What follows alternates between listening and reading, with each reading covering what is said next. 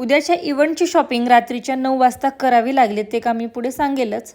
दुपारी लाडो झोपल्यानंतर व्हिडिओसाठी रेडी होत होते, पण आज ती अचानकच उठली. नंतर मग तिला कसंबसं झोपवलं, व्हिडिओ शूट कंप्लीट केला आणि 2-3 दिवसापूर्वी संदीपने हे स्प्राउट्स घेऊन आले होते आणि मला सांगितलं होतं की एका डब्यामध्ये मिक्स करून ठेव, कारण हल्ली त्यांनी हेल्दी डाएट सुरू केलेला आहे. सकाळच्या नाश्त्यामध्ये ते फक्त कडधान्यच खातात.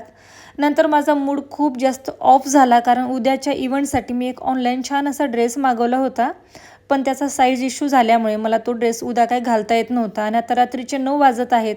नवीन ड्रेस तरी कुठे मिळेल? मग संदीप म्हणाले की चल आपण मॉलला जाऊया, तिथे एखादा ड्रेस मिळू शकतो, अजून अर्धा तास आहे आपल्याकडे.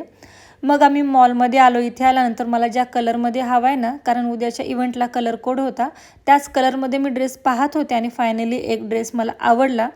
मॉलमध्ये लाडो मात्र खूप जास्त एन्जॉय करत होती. आमच्या घरी एक शॉपिंग लवर कमी आहे की आता दुसरी तयार होत आहे.